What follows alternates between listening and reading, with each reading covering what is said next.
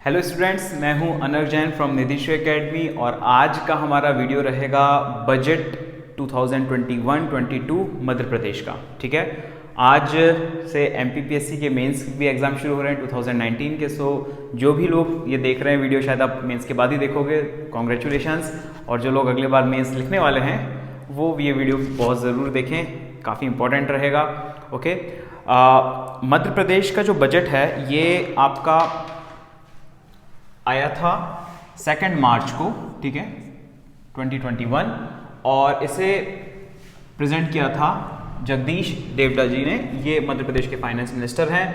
Okay, अब factual चीजें कुछ, मध्य प्रदेश का ग्रॉस स्टेट डोमेस्टिक प्रोडक्ट, मतलब ऑल द मनी वैल्यू जितना भी भैया स्टेट के अंदर हो रहा है, ठीक है, फाइनल जो भी मनी वैल्यू मध्य प्रदेश के अंदर हो रहा है, ग्रॉस स्टेट डोमेस्टिक प्रोडक्ट, ये है 11,32,116 करोड़।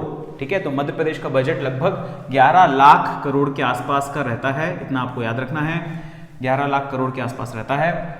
इसमें से ये हमारा स्टेट का जीडीपी है, आप समझ लो, ठीक है, ग्रॉस स्टेट डोमेस्टिक प्रोडक्ट, मतलब इतना final value of goods and supply हम मध्य प्रदेश में क्रिएट करते हैं। मतलब मध्य प्रदेश बेसिकली इस मामले में जितना एरिया मध्य प्रदेश का है उसके हिसाब से एक वैल्यू काफ़ी कम है। महाराष्ट्र का इसके कंपैरिजन में लगभग डबल के आसपास होता है। एरिया मध्य प्रदेश का सेकंड हाईएस्ट है, पर वैल्यू वहाँ पे ज़्यादा जनरेट हो रही है। तो मध्य प्रदेश में आप समझ सकते हो वैल्यूज़, फाइनल वैल्यू ऑफ जो भी मनी है वो बहुत कम हो रही है। मतलब कि बेसिकली गुड्स हो गया, सर्विसेज हो गया, जो भी है उससे हम मध्य प्रदेश पैसा तो कमाता है पर उतना नहीं कमा रहा है, ठीक है, जितना उसका साइज है, साइज के हिसाब से। ओके, अब आता है एक्सपेंडिचर। टोटल इस बजट में लिखा कितना है कि एक्सपेंडिचर कितना होने वाला है। एक्सपेंडिचर मतलब कि सरकार कितना पैसा खर्च करेगी। आपको हमेशा याद रखना है कि एक्सपेंडिचर और रेवेन्यू या रिसिप्ट जिसे आप कहते हो, लगभग मोटे तौर पे दोनों एक आसपास ही रहता है। एक्सपेंडिचर इस साल सरकार खर्च करेगी लगभग 2,34,918 करोड़। ओके, लगभग 2 लाख करोड़ हम खर्च करने वाले हैं, 2.3 लाख करोड़। इसमें से हम कुछ कैपिटल एक्सपेंडिचर में खर्च करेंगे, कुछ हम करेंगे रेवेन्यू एक्सपेंडिचर में खर्च। अब ये कैपिटल और रेवेन्यू एक्सपेंडिचर क्या होता है? जिन लोगों ने थोड़ी सी इकोनॉमिक्स पढ़ रखी होगी, कैपिटल एक्सपेंडिचर वो खर्चा होता है जहां पे आप कोई ऐसी चीज में पैसा खर्च करते हो जो कैपिटल एसेट क्रिएट करती है, जैसे कि रोड्स हो गया, बिल्डिंग्स हो गया, आपका ब्रिजेस हो गया, रेलवे से रिलेटेड कोई चीज हो गई, मतलब कुछ भी ऐसी चीज। स्टेट गवर्नमेंट रेलवेज में काम नहीं करेगी, बट जो भी आपका ब्रिजेस हो गया, रोड्स हो गया, ये सब चीजें क्या है, कैपिटल एक्सपेंडिचर है। मतलब कि सरकार एक बार इन्वेस्ट करती है, फिर इवेंचुअली इससे काफी पैसा आने लगता है। रोड कनेक्टिविटी स्ट्रांग रहेगी तो एग्रीकल्चर अच्छा हो जाएगा, मैंने पुराने लेक्चर्स में बताया था। एग्रीकल्चर अच्छा हो जाएगा तो गवर्नमेंट को अच्छा खासा रेवेन्यू मिलने लगेगा। रोड अच्छी रहेगी तो सेल्स अच्छा रहेगा, सेल्स अच्छा रहेगा तो सेल्स टैक्स मिलेगा। मतलब ये सब कैपिटल एक्सपेंडिचर होता है, समझ में आ गई? तो कैपिटल एक्सपेंडिचर में हम खर्च करेंगे लगभग 60,000 या 61,947 करोड़।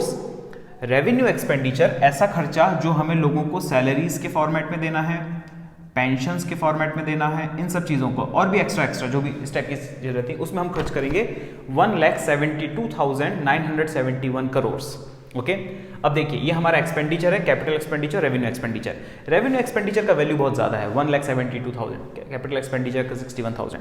क्या ये चीज़ अच्छी है या खराब है, ये बताइए मुझे। कोई भी स्टेट अगर रेवेन्यू एक्सपेंडिचर में काफ़ी खर्च कर रहा है, क्या ये अच्छी चीज़ है? एक तरह से अच्छी चीज़ है कि हाँ, वो सोशल सिक्योरिटी के लिए खर्च कर रहा है, लोगों को सैलरी दे रहा है, पेंशन दे रहा है। पर अ ग्रोइंग स्टेट, जिस स्टेट को ग्रो करना है, उसके हिसाब से हमारा कैपिटल एक्सपेंडिचर काफ़ी कम है। 60,000 करोड़ रुपए मध्य प्रदेश जैसी जगह के लिए बहुत कम है। इसी कंपैरिजन में अगर आप तेलंगाना वगैरह का बजट देखेंगे तो यही वैल्यू लगभग 1 या 2 लाख करोड़ के आसपास होता है। मतलब वो कैपिटल पे इतना खर्चा करते हैं। तो हमें बहुत ज़्यादा ध्यान रखना है कि मध्य प्रदेश में कैपिटल एक्सपेंडिचर इस साल के कंपैरिजन में कम है। दूसरी बात ये भी है कि इस साल के बजट में, क्योंकि 2020 का जो ईयर था वो एबनॉर्मल ईयर कह सकते हो, कोविड था, तो उस टाइम पे काफ़ी बजटरी प्रोविजंस मेट नहीं किए गए। तो हमारा हर चीज़ का लगभग जो कंपैरिजन रहेगा वो 2019 के हिसाब से रहेगा, क्योंकि वो एक स्टैंडर्ड ईयर था, उसमें कोई इशू नहीं था। तो कैपिटल एक्सपेंडिचर हमें बढ़ाना चाहिए, काफ़ी कम है मध्य प्रदेश जैसी जगहों पर ठीक है, गवर्नमेंट के पास जितना सोर्सेज ऑफ रेवेन्यू रहेगा वो उसी के हिसाब से खर्च करेगी। अब आती है टोटल रिसिप्ट्स। ये तो हमने खर्चे की बात कर ली, तो पैसा भाई साहब आएगा कहाँ से? ये हो गया रिसिप्ट। रिसिप्ट मतलब पैसा सरकार कहाँ से ला रही है अपने पास। ये लेकर आएगी लगभग 2,33,784 करोड़, ठीक है, इतना करोड़ हम रिसिप्ट्स मिलेंगे। रिसिप्ट्स में जो सरकार रेज करेगी, खुद के रिसिप्ट से जो रेज करेगी, वो रहेगा लगभग 1,66,525 करोड़।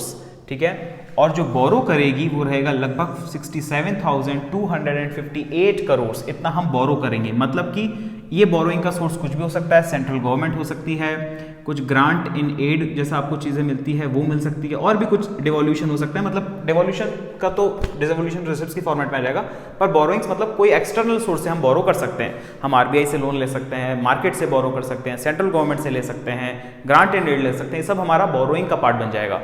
जब हम बात करेंगे रिसिप्ट की, इसका मतलब ये स्टेट गवर्नमेंट ने खुद का रिसिप्ट, खुद के वो टैक्सेस वगैरह जो स्टेट गवर्नमेंट लगाती है, जिसमें आ जाएगा एसजीएसटी, आपका आ जाएगा एक्साइज ड्यूटी, आपका आ जाएगा सेल्स टैक्स वगैरह, इस टाइप की जो रिसिप्ट, जो भी पैसा सरकार रेज करेगी वो रहेगा रिसिप्ट्स का पार्ट। अभी आपने देखा होगा पेट्रोल का दाम है, लोग बोल रहे हैं इंटरनेशनल मार्केट में 60 रुपये के आसपास पेट्रोल चल रहा है, 70 रुपये के आसपास चल रहा है, 100 रुपये में क्यों बिक रहा है? जो 15-15 रुपये एक्स्ट्रा लग रहे हैं वो बेसिकली 15 रुपये स्टेट गवर्नमेंट के पास जा रहे हैं, 15 रुपये सेंट्रल गवर्नमेंट के पास जा रहे हैं।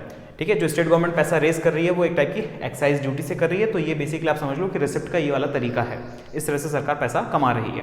ओके, अब आता है रेवेन्यू डेफिसिट, खतरनाक डेफिसिट। रेवेन्यू डेफिसिट क्या होता है? Excess of revenue expenditure over revenue receipts.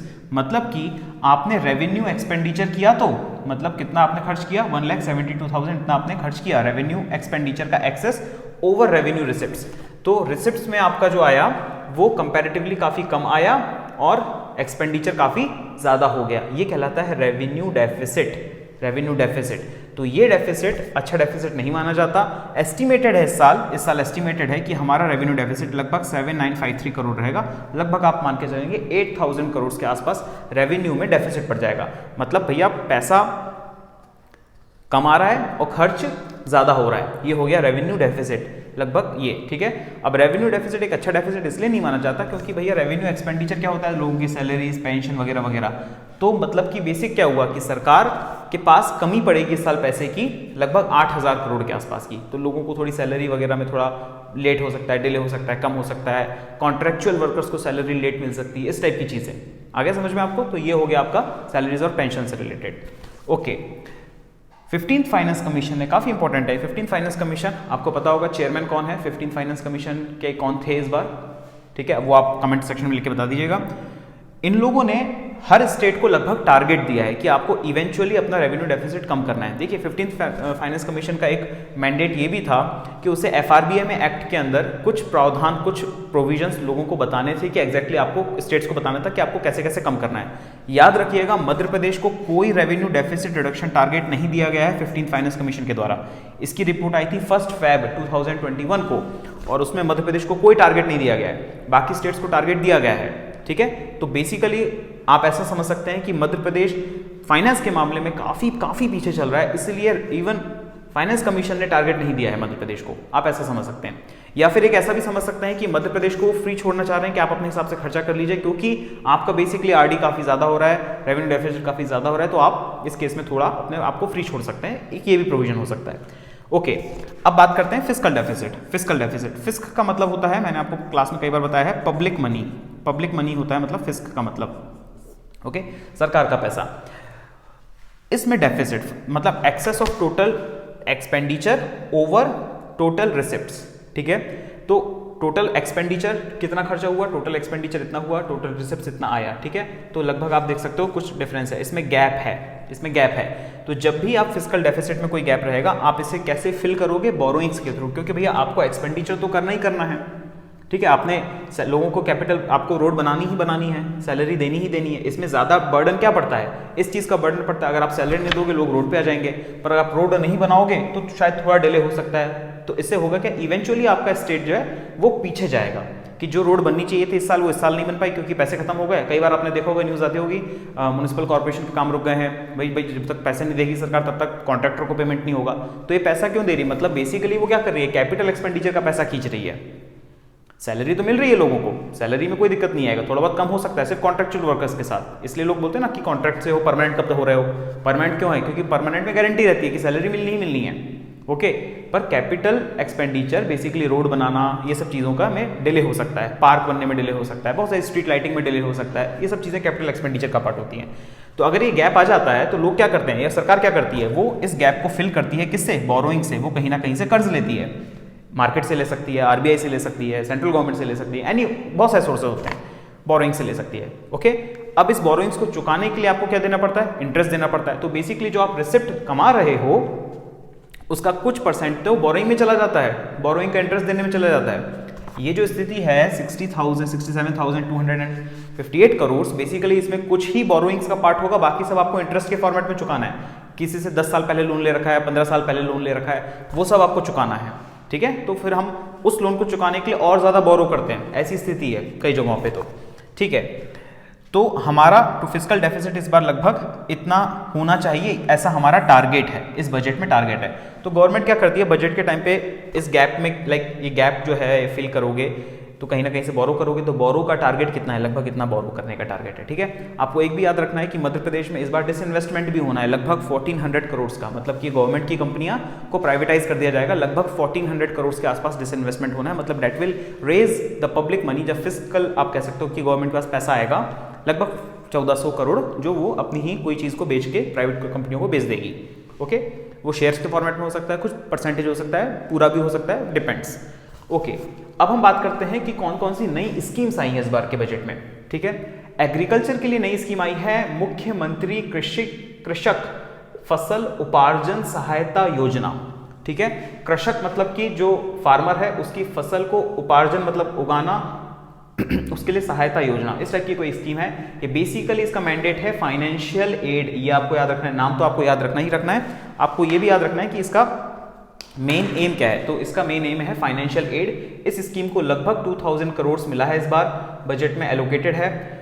ये कौन इंप्लीमेंट करेगा, department of civil food supplies करेगा और स्टेट कोऑपरेटिव मार्केटिंग फेडरेशंस वगैरह इस पैसे को यूज करेंगे, मतलब उनको बेसिकली ये एग्जीक्यूटिव का पार्ट रहेगा जो भी इस चीज को एग्जीक्यूट करने वाला है। तो लगभग 2000 करोड़ से स्कीम को मिला है मुख्यमंत्री कृषक फसल उपार्जन सहायता योजना, ओके, फाइनेंशियल एड दिया जाएगा। फिर आता है सीएम राइज स्कीम, ठीक है, राइज, ठीक है। Rise basically it is related to upgradation of school infrastructure, स्कूलों में नई बेंचें, बिल्डिंगें और भी जो चीजें रहती हैं, पंखा हो गया वगैरह वगैरह, लेबोरेटरी हो गया, अपग्रेड करना है स्कूल्स को। रीजन इज मध्य प्रदेश की स्कूल्स नेशनल लेवल से काफी पीछे हैं, काफी पीछे हैं, ठीक है। प्रॉपर बेंचें नहीं हैं, दीवारें छू रही हैं, ठीक है। हमारे स्कूल बेसिकली ऐसा इंफ्रास्ट्रक्चर होता है, जब आप देखा होगा मध्य प्रदेश में जब आप गेहूं प्रोक्योर करते हो, ठीक है, जो आपका फूड कॉर्पोरेशन ऑफ इंडिया करवाता है, इन गेहूं को रखने के लिए जगह कम पड़ जाती है। कई बार सरकारी स्कूलों में गेहूं रखा रहता है, आंगनवाड़ी में गेहूं रखा रहता है। पिछले साल ऐसा हुआ था, कोविड के टाइम पे सारी चीजें बंद थी तो आंगनवाड़ियों में गेहूं रखवा दिया गया था। तो बेसिकली क्या है, स्कूल का इंफ्रास्ट्रक्चर थोड़ा डिलैपिडेटेड हो जाता है, मतलब थोड़ा पीछे हो जाता है, अच्छा नहीं रहता। तो हम क्या कर रहे हैं, स्कूल के इंफ्रास्ट्रक्चर को मॉडर्नाइज कर रहे हैं। लगभग 9200 स्कूल्स को मॉडर्नाइज किया जाएगा और इसका बजट रहेगा लगभग 1500 करोड़, अप्रॉक्सीमेटली 1500 करोड़ एलोकेटेड है सीएम राइज स्कीम के अंतर्गत। तो आपको याद रखना है ये किससे रिलेटेड है, स्कूल अपग्रेडेशन से रिलेटेड है, ओके। और मॉडर्नाइज किया जाएगा लगभग 350 स्कूल्स को, ये दूसरा मैंडेट है उसका। तीसरा जो अच्छा स्कीम आया है वो है सेल्फ एम्प्लॉयमेंट के लिए। सेल्फ एम्प्लॉयमेंट स्कीम का नाम है मुख्यमंत्री स्वरोजगार, स्व के बाद डैश है, रोजगार योजना, स्वरोजगार योजना। इसके लिए 112 करोड़ दिया गया है। बेसिकली आपको लोन्स दिए जाएंगे लो इंटरेस्ट रेट पे, ताकि आपका सेल्फ एम्प्लॉयमेंट बढ़ सके। किसी आदमी को किसी वेल्डिंग की दुकान खोलनी है, बेकरी खोलनी है, छोटी मोटी चीज़ें खोलनी है, कारपेंट्री का वर्कशॉप खोलना है, इस टाइप की कोई भी चीज़, आप सेल्फ एम्प्लॉयड हो, आपको स्किल आती है, आपको कुकिंग स्किल आती है, वेल्डिंग स्किल आती है, कारपेंट्री वाली स्किल आती है, इलेक्ट्रिशियन वाली स्किल है, कोई भी स्किल है, उसके बेसिस पे आपको लोन मिलेंगे लो इंटरेस्ट रेट पे, और ये आपको सेल्फ एम्प्लॉयमेंट में हेल्प करेगी। तो आपको याद रखना है स्वरोजगार योजना किससे रिलेटेड है, सेल्फ एम्प्लॉयमेंट से रिलेटेड, लो इंटरेस्ट रेट पे लोन्स आपको मिलेंगे। फिर मध्य प्रदेश की इकोनॉमी के कुछ फैक्ट्स हैं। अगर हम ग्रॉस स्टेट डोमेस्टिक प्रोडक्ट देखें तो इसमें लगभग 7.6% का ग्रोथ है।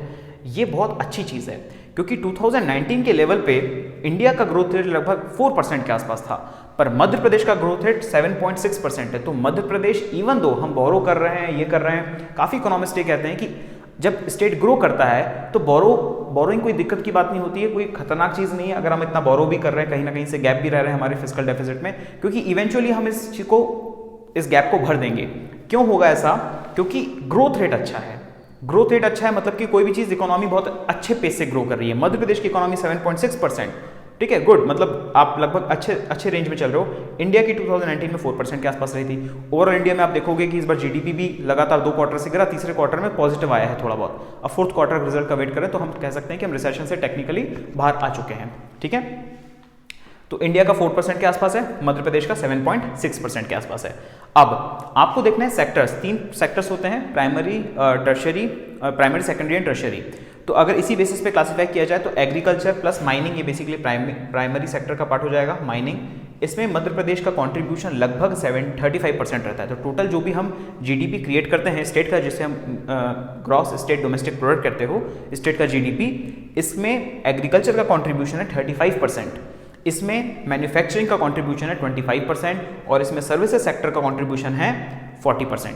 यही फिगर आप इंडिया लेवल पे देख लोगे तो यहाँ पे कंट्रीब्यूशन 16 या 17% के आसपास रहता है, इसका कंट्रीब्यूशन लगभग 75 या 60% के आसपास रहता है और मैन्युफैक्चरिंग का रहता है। तो बेसिकली आप कह सकते हो मध्य प्रदेश एक एग्रीकल्चर डिपेंडेंट स्टेट है, इकोनॉमी हमारी एग्रीकल्चर है, कृषि प्रधान है, या एग्रीकल्चर जो भी उसका हिंदी वर्ड होता है, तो ये 35% है। ओके, सो बेसिकली हमें एग्रीकल्चर पे बहुत ज़्यादा वर्क करना है, क्योंकि मैंने आपको बताया भी था कि वर्ल्ड बैंक की एक रिपोर्ट के हिसाब से जो आपकी एग्रीकल्चर रहती है, it is twice as effective in reducing poverty than any other means. So poverty Madhya Pradesh में काफ़ी कम हो सकती है अगर हम एग्रीकल्चर पे काफ़ी वर्क करें। तो ये एक सेक्टर है। मैन्युफैक्चरिंग वो सेक्टर है जो हमारे अनएम्प्लॉयमेंट लेवल को बहुत कम कर सकता है, manufacturing as well as services, दोनों के दोनों ही। जनरली जो पढ़े लिखे लोग रहते हैं वो एग्रीकल्चर करना नहीं चाह रहे, पर मध्य प्रदेश काफ़ी अच्छा ऐसा स्टेट है जहाँ पे पढ़े लिखे लोग भी एग्रीकल्चर में काफ़ी ध्यान दे रहे हैं। ऑर्गेनिक एग्रीकल्चर हो गया, आपका जो नई नई चीज़ें हो रही हैं वो बेसिकली हो रहा है। तो हमें क्या करना है, मैन्युफैक्चरिंग पर वर्क करना है ताकि इससे हमारा वो बढ़ जाए। मैन्युफैक्चरिंग लॉन्ग टर्म के लिए आपको बहुत इफेक्टिव रहता है, क्योंकि अगर आप मैन्युफैक्चरिंग इंफ्रास्ट्रक्चर डालते हो, एक आपने छोटा सा पापड़ का उद्योग बना लिया, कोई भी चीज़ का बना लिया, इवेंचुअली वो ग्रो करता है। तो मैन्युफैक्चरिंग ज़्यादा लोगों को एम्प्लॉयमेंट देता है, मैन्युफैक्चरिंग ज़्यादा रिसोर्सेज को कंज्यूम करता है, डिमांड बढ़ती है, इकोनॉमी बढ़ने लगती है।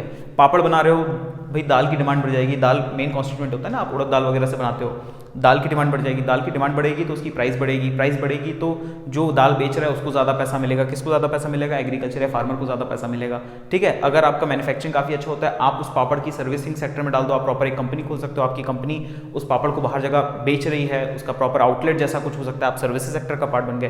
तो बेसिकली तीनों सेक्टर एक दूसरे से जुड़े रहते हैं। पर इंपॉर्टेंट ये है कि मध्य प्रदेश में agriculture is as good as services sector. ठीक है, सर्विसेज सेक्टर तब भी हाईएस्ट कंट्रीब्यूटर है 40% के आसपास। ठीक है, तो आपको ये तीनों फिगर लगभग याद रखने हैं मध्य प्रदेश के कितने हैं। ठीक है, एग्रीकल्चर 35%, मैन्युफैक्चरिंग 25% एंड सर्विसेज 40%। चलिए अब देखते हैं हमने सेक्टरल एलोकेशन क्या है, कौन कौन सी स्कीम्स को कितना पैसा मिला है इस बार। ठीक है, इससे हम ये भी समझ में आ जाएगा कि गवर्नमेंट किस डायरेक्शन में सोच रही है, क्या कर रही है। ओके, इस बार के बजट प्रोविजंस में लगभग 9,793 करोड़ प्राइमरी स्कूल के एस्टेब्लिशमेंट के लिए दिया गया है। मतलब हम नए प्राइमरी स्कूल्स बनाने वाले हैं इस बार। ठीक है, मध्य प्रदेश में ये स्कूल जाहिर सी बात है काफ़ी अंदर के इलाके में बनेंगे, जो एक्सेसिबल नहीं है। गवर्नमेंट इसकी मैपिंग करेगी प्रॉपर और नए प्राइमरी स्कूल्स बनाए जाएंगे। ठीक है, तो basically it is more related to educational capital investment. ठीक है, एजुकेशन के फॉर्मेट में कैपिटल एक्सपेंडिचर है या कैपिटल इन्वेस्टमेंट है एजुकेशन सेक्टर में। फिर सेकेंडरी स्कूल्स को मेंटेन किया जाएगा, जो भी नए इक्विपमेंट वगैरह हैं 5329 करोड़। फिर हायर एजुकेशन के लिए हैं 4027 करोड़। ठीक है, ये तीनों के तीनों सेक्टर जो हैं आपके, ये एक मिनट में आपको प्रॉपर बता देता हूँ। ये आपका ये basically education, sports, art and culture sector का पार्ट रहेगा। एजुकेशन, स्पोर्ट्स, ठीक है, आर्ट्स एंड कल्चर, इस डिपार्टमेंट का ये काम रहेगा। इसमें स्पोर्ट्स वगैरह इंफ्रास्ट्रक्चर पे भी बात की जाएगी, क्योंकि मध्य प्रदेश एक ऐसा इमर्जिंग स्टेट है जहाँ पे स्पोर्टिंग कल्चर काफ़ी बढ़ता जा रहा है। आपने मुस्कान किरार का नाम सुना होगा, आर्चरी में काफ़ी फेमस है। तो ऐसा कुछ कुछ मध्य प्रदेश रिसेंटली काफ़ी अच्छा कर रहा है। ओके, फिर अटल गृह ज्योति योजना, अटल कृषि ज्योति योजना है। बेसिकली ये दोनों, इसमें से ये वाला जो स्कीम है ये बेसिकली एनर्जी से रिलेटेड स्कीम है। इसमें वो आपने देखा होगा जो घर में बत्ती कनेक्शन रहता है, एक बत्ती दो बत्ती कनेक्शन, उसके लिए इतना खर्च किया जाएगा 2581 करोड़। फिर अटल कृषि ज्योति योजना, ठीक है, ये basically agriculture and allied activities से रिलेटेड है, एग्री एंड अलाइड एक्टिविटीज। आपको ये पता होगा कि हम इलेक्ट्रिसिटी किसानों को सब्सिडाइज्ड फॉर्मेट में देते हैं, एग्रीकल्चर एंड लाइट एक्टिविटीज़ में आता है ये वाला स्कीम 4592 करोड़। ये अटल कृषि ज्योति योजना, ज्योति मतलब बेसिकली आप ये लाइट ही पकड़ लो, इलेक्ट्रिसिटी से रिलेटेड है, ये भी लाइट से रिलेटेड है, यहाँ पे किसानों को सब्सिडाइज फॉर्मेट में मिल रही है।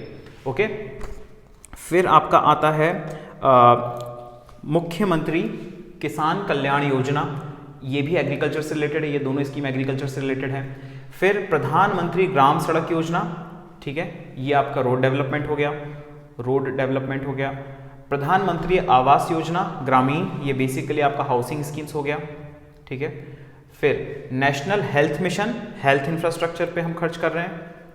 हॉस्पिटल्स एंड डिस्पेंसरीज को डिस्ट्रिक्ट लेवल पे इस बार अच्छा खासा पैसा मिलने वाला है, लगभग 1200 करोड़ हॉस्पिटल्स पे मिलेगा। तो बेसिकली हम हेल्थ पे भी खर्चा कर रहे हैं। देखिए, हेल्थ पे और एजुकेशन पे खर्चा करना बहुत अच्छा माना जाता है, क्योंकि ऐसे केस में क्या होता है, आपको लॉन्ग टर्म आप सही लोगों को क्रिएट करे हो। भाई कोई आदमी है बीमार पड़ गया, उसको हेल्थ फैसिलिटीज नहीं मिली, उसकी किसी वजह से डेथ वगैरह हो गया, कुछ हो गया, तो ऐसे में क्या होगा कि एक इंपॉर्टेंट एसेट स्टेट का लॉस होता है। तो अगर हेल्थ और एजुकेशन पे अच्छा खर्चा किया जाता है तो ऐसा माना जाता है कि स्टेट लॉन्ग टर्म के लिए बहुत अच्छी प्लानिंग कर रहा है। फिर इसी के साथ साथ आंगनवाड़ी के लिए भी लगभग 1200 करोड़ के आसपास का 1272 करोड़ मिलने वाला है। फिर ये जो है दोनों 19,996 करोड़ ये कैनल कंस्ट्रक्शन के लिए, नहर बनाने के लिए, और 1885 करोड़ डैम कंस्ट्रक्शन के लिए इस बार एलोकेट किया गया है। मतलब बेसिकली हम वाटर रिसोर्सेज पे भी काफ़ी वर्क कर रहे हैं, वाटर रिसोर्स के लिए। ओके, सबसे इंपॉर्टेंट इन सब में जो सबसे ज़्यादा बजट देखा गया है और इंक्रीज भी हुआ है, लगभग 54% का इस सेक्टर में इंक्रीज हुआ है, वो है जल जीवन मिशन, ठीक है, 5762 करोड़। मतलब कि पूरे मध्य प्रदेश में कई जगहों पे piped drinking water, sewage, sanitary, इन सब पे आप देख रहे हो काफ़ी नालियाँ वगैरह खुद रही हैं शहरों में। वो बेसिकली क्या है कि हम नई पाइपलाइन बिछा रहे हैं पानी के लिए, वाटर के लिए, और वाटर अगर अच्छा रहेगा, ठीक है, मतलब आप प्योर वाटर का सोर्स दे रहे हो, प्रॉपर आपको सीवेज ट्रीटमेंट प्लांट वगैरह, एसटीपी वगैरह बनाना पड़ेगा, वाटर ट्रीटमेंट प्लांट बनाना पड़ेगा। इसकी वजह से अगर वाटर का सोर्स अच्छा रहेगा, पाइप ड्रिंकिंग वाटर आपके घर तक पहुंच रहा है, तो आपका इवेंचुअली विथ टाइम हेल्थ पे खर्चा कम हो जाएगा। क्यों? क्योंकि लोगों को साफ पानी मिलने लगेगा तो उनको वाटर रिलेटेड बीमारियां नहीं होंगी, कॉलेरा वगैरह नहीं होगा, डायरिया नहीं होगा, इस टाइप की चीज़ें नहीं होंगी। तो ये आप डायरेक्ट लिंकेज रख सकते हो इसके साथ और इसके साथ। यही इंपॉर्टेंट काफ़ी रहेगा बच्चों के एजुकेशन के लिए। अगर स्कूल में जो भी पानी मिल रहा है वो एक पाइप्ड ड्रिंकिंग वाटर है, साफ सोर्स है पानी का, तो स्कूलों को काफ़ी खर्चा जो वो टैंकर वैंकर में करते रहते हैं या जो एक्वागार्ड वगैरह वो लगाते हैं उससे थोड़ा कम हो जाएगा। और लास्ट में 405 करोड़ मुख्यमंत्री पुलिस आवास योजना के लिए मिल रहा है। मध्य प्रदेश में काफ़ी पुलिस जो इंफ्रास्ट्रक्चर था काफ़ी सालों से वीक था, बहुत साल पहले हमने पुलिस इंफ्रास्ट्रक्चर पे वर्क किया था, अब हम नए उनके लिए मल्टी स्टोरीड अपार्टमेंट वगैरह बना रहे हैं। ये बेसिकली एक टाइप का सपोर्टिंग स्ट्रक्चर रहता है। पुलिस वाले वैसे भी बहुत एक उनका जो जॉब रहता है काफ़ी टफ जॉब रहता है, और प्रॉपर एक घर हो जाए उनका, एक सिक्योरिटी हो जाए फैमिली के साथ रुकने का, तो काफ़ी एक इनको सपोर्ट मिल जाता है। इसके अलावा मध्य प्रदेश गवर्नमेंट ने लगभग 850 करोड़ खर्च किए हैं अपग्रेडेशन ऑफ, खर्च करेगा अपग्रेडेशन ऑफ रोड्स के ऊपर 850 करोड़, इसके बाद लिख लेंगे, and 620 crore for construction of roads in rural areas. ठीक है, तो ये रूरल एरियाज के लिए भी नया रोड बनाया जाएगा कुछ कुछ जगहों पे। रूरल रोड्स में अगर अपन खर्च करते हैं, मैंने आपको पिछले लेक्चर में बताया था, रोड इंफ्रास्ट्रक्चर अच्छा है, ग्रामीण सड़क योजना में अच्छा है, तो क्या होगा, एग्रीकल्चर में इंक्रीज होगा क्योंकि आप जल्दी से जल्दी मंडी पहुंच जाओगे, वैल्यू ऑफ प्रोडक्ट जल्दी मिलेगा, ठीक है, स्टेट का जीडीपी बढ़ जाएगा। ठीक है, अगला जो टॉपिक रहेगा वो मैं आपको पढ़ाना चाह रहा हूँ कि जो fiscal responsibility and budget management act है FRBMA, उसमें मध्य प्रदेश को क्या क्या टारगेट दिया गया है। जैसे मैंने आपको यहाँ पे एक छोटा सा पॉइंट लिखवाया था कि नो RD टारगेट्स है हमारे पास, पर बाकी चीज़ों के लिए मध्य प्रदेश में किस तरह से फिस्कल डेफिसिट पे वर्क हो रहा है उसका एक छोटा सा लेक्चर मैं आपको बना दूंगा। इसके अलावा अगर आप चाहते हो कि मैं कोई भी और टॉपिक पे लेक्चर बनाऊं सो प्लीज़ कमेंट, ठीक है, जो भी आपको टफ लग रहा है, कोई भी चीज़ जो आप चाहते हो कि यार ये चीज़ कवर नहीं हो रही है या ये चीज़ समझ में नहीं आ रहा है, तो वो आप मुझे कमेंट सेक्शन में लिख दीजिए, मैं उस पर डेफिनेटली वर्क करके लेक्चर बना लूँगा।